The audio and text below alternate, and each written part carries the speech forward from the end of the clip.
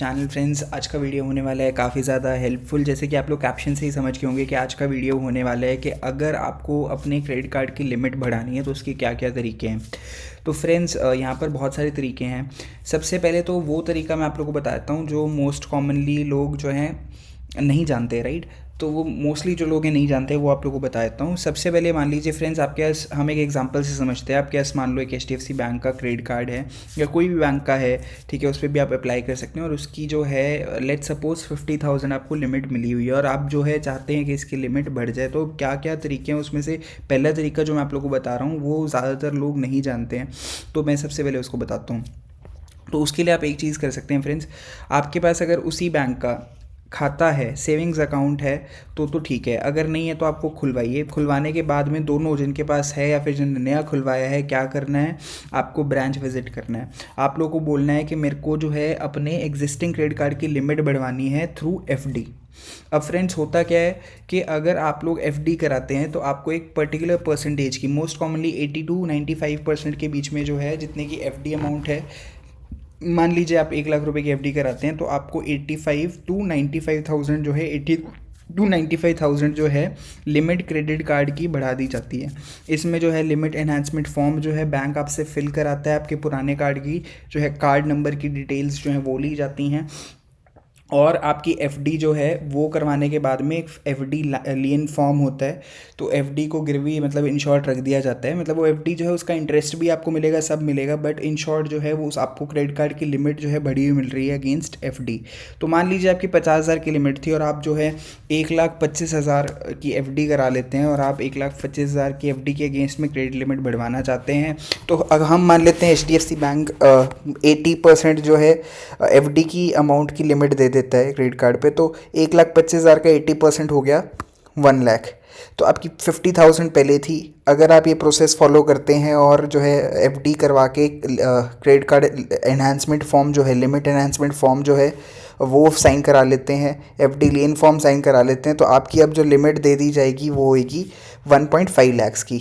1,25,000 की FD पे। अगर आपको 80% लिमिट दे देता है FD के अमाउंट की कोई भी बैंक, तो आपकी जो अब नई लिमिट होगी वो 1,25,000 के बाद में 1 लाख जुड़ के पहले की 50, तो 1.5 लाख आपकी अब एग्जिस्टिंग लिमिट हो जाएगी। अब आपकी जो FD है उस पर जो है आप जितना भी टेन्योर लेते हैं FD का, उसके हिसाब से आपको उसका इंटरेस्ट भी मिलते रहता है। जैसे अब मैं आपको रिसेंटली बताता हूँ कि मेरा HDFC बैंक का क्रेडिट कार्ड है और उस पर जो लिमिट थी वो सिर्फ 40,000 थी और मैंने इसमें क्या है FD करा ली 1,25,000 की और मैं बैंक विज़िट किया और मैंने लिमिट एनहांसमेंट फॉर्म दे दिया 1,25,000 की FD का, और मेरे को 1 लाख रुपए की और जो है लिमिट बढ़ के मिल गई, तो 1 लाख रुपीज़ की मेरे को लिमिट बढ़ के मिल गई। तो अब जो मेरी एग्जिस्टिंग लिमिट है वो 1,40,000 होगी, ठीक है। तो ये जो है बैंक कर देता है। तो सबसे इजी तरीका तो यही है फ्रेंड्स, जिसके अंदर कोई भी झंझट नहीं है कि आपको अपनी इनकम टैक्स रिटर्न्स शो करनी है या सैलरी स्लिप्स शो करनी है या बैंक पासबुक, कुछ भी झंझट नहीं है। आपको 100% यहाँ पर मिलेगा ही मिलेगा, क्योंकि यहाँ पर जो है आप FD को एज अ सिक्योर्ड लोन जो है क्लेम कर रहे हो, उसको जो है लीन करके उसको गिरवी रख के जो है आप यहाँ पर लिमिट ले रहे हो, ठीक है फ्रेंड्स। तो एक तो ये तरीका हो गया। अब इसमें कोई हिडन चार्जेस भी नहीं है। जब आप कार्ड यूज़ करोगे तो उसके हिसाब से ही आपके चार्जेस कटेंगे, जितना आप मतलब नॉर्मल आप क्रेडिट कार्ड यूज़ करते हो उसका जो आउटस्टैंडिंग होता है उसी हिसाब से यहाँ पे कटेगा। कोई एक्स्ट्रा चार्ज नहीं है, बल्कि FD का आपको इंटरेस्ट भी मिलेगा। दूसरा तरीका फ्रेंड्स क्या है, अब मान लो आप जो है जब जब आपको एक क्रेडिट कार्ड मिला, राइट, तो आपको, आप ITR फाइल नहीं करते तो आपको ऐसे ही मिल गया। कई बार दे देता है बैंक आपका, अगर सिबिल अच्छा है, आपकी अगर डिपॉजिट ग्रोथ अच्छी है वगैरह वगैरह फैक्टर्स देखते हुए कई बार बैंक ऐसे ही दे देते हैं। जैसे मैं भी पर्टिकुलरली अभी तक ITR फाइल नहीं करता था 2 साल पहले तक, तो मेरे को बैंक ने उस समय भी जो है एक क्रेडिट कार्ड दे दिया जिसकी मैं आप अभी बात कर रहा हूँ 40,000 की, जिसकी लिमिट थी, राइट फ्रेंड्स। वो कोई भी मेरे से डॉक्यूमेंटेशन नहीं लिए, सिर्फ मेरी KYC करी और मेरे पास क्रेडिट कार्ड आ गया, और वो भी लाइफ टाइम फ्री। तो उस केस के अंदर मान लो अब 2 साल से आप अपनी ITR फाइल कर रहे हैं और उसका अमाउंट जो है वो 4-5 लाख रुपए का है, और आपका बैंक अकाउंट भी है या फिर बैंक अकाउंट नहीं भी है तो भी कोई नहीं, आपके अब ITR हैं 2-3 साल की, तो आप ब्रांच विजिट करके लिमिट एनहेंसमेंट फॉर्म जो है ब्रांच को बोल दीजिए कि मेरा भर दीजिए, मुझे अपने क्रेडिट कार्ड की लिमिट बढ़वानी है। और उसके लिए आप ये जो अपनी इनकम टैक्स रिटर्न्स है ये भी ले जाइए, इनकी जो एक्नॉलेजमेंट रिसिप्ट होती है ना, अगर आपको नहीं पता एक्नॉलेजमेंट रिसिप्ट क्या होती है तो आप CA से पूछ लीजिएगा, अगर आपका CA जो है वो आपको दे भी देगा, प्रिंट आउट करके भी दे देगा, तो आप वो लेके जो है पिछले 2-3 साल के इनकम टैक्स रिटर्न्स की एक्नॉलेजमेंट रिसिप्ट लेके जो है ब्रांच विजिट कर लीजिए। जिस भी आप बैंक का आपका क्रेडिट कार्ड है उसी बैंक की कोई ब्रांच में आप विज़िट कर लीजिए, और वहाँ पे आप बोल दीजिए कि मैं ये ITR जो एक्नॉलेजमेंट रिसिप्ट्स है वो लेके आया हूँ, मुझे अपनी लिमिट बढ़वानी है क्रेडिट कार्ड की। तो आप जो है फॉर्मेलिटीज़ कंप्लीट कर लीजिए। तो वहाँ पर क्या होगा फ्रेंड्स कि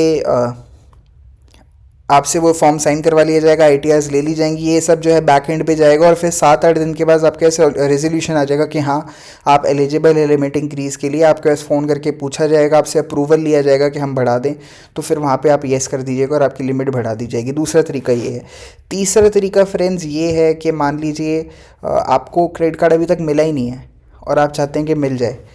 पर इसके लिए एक कंडीशन नेसेसरी होनी चाहिए कि आपके पास जो है पैसे होने चाहिए कहीं ना कहीं से, मतलब आपको अगर अच्छी लिमिट चाहिए तो आपके पास जो है पैसे होने चाहिए। अब आप मान लो ITR फाइल नहीं करते और आपके बैंक के अंदर ज़्यादा ट्रांजैक्शन नहीं होती है,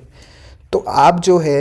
और आप मान लीजिए सैलरीड भी नहीं है, तो उसके लिए मैं तरीका बता रहा हूँ कि बिना ITR फाइल किए बिना सैलरीड हुए आप कैसे ले सकते हैं। तो फ्रेंड्स आपको आजकल फेक रिसिप्ट बन जाती हैं, बिजनेस रिसिप्ट, सैलरी रिसिप्ट्स है ना, कि भाई आपको सैलरी मिली है, उसकी रसीद जो है वो फेक भी बन जाती है। तो आपको ये शो करना है कि मैं वो सैलरी जो है वो कैश में कलेक्ट कर रहा हूँ, और वो फेक रिसिप्ट आपको बना लेनी है। आप गूगल पे सर्च करके जो है देख सकते हैं इमेजेस के अंदर जाके कि सैलरी रिसिप्ट कैसी होती है, वैसी आप जो है अपने फ्रेंड से, या आपको अगर आती है खुद बनानी MS वर्ड या फिर कोई और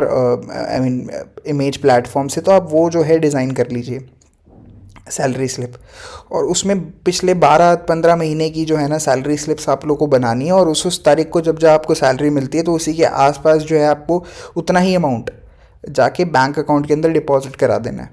राइट फ्रेंड्स, तो वो आपको बैंक अकाउंट के अंदर डिपॉजिट करवाते रहना है। तो मान लीजिए जब 12-13 महीने हो गए, आप 20-20 हज़ार रुपये जो है डिपॉजिट कराते रहे, और अब आपके जो बैंक के अंदर अमाउंट है वो अराउंड जो है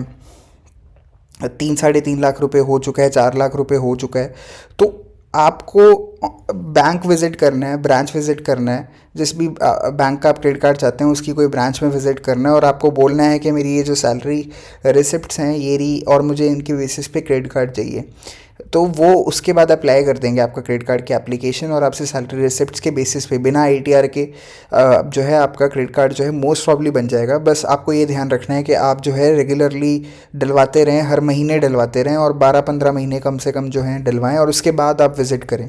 तो यहाँ पर भी हो जाएगा। राइट, तो ये तरीका है फ्रेंड्स। और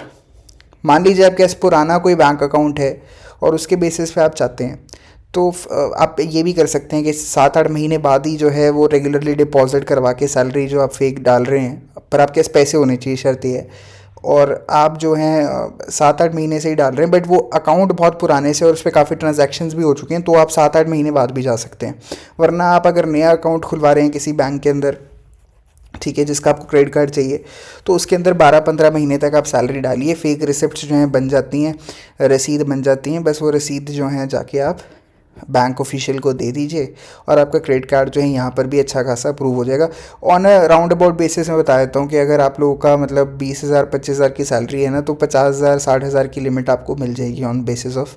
दैट। अगर इतना आप झंझट नहीं चाहते हैं तो आप सीधा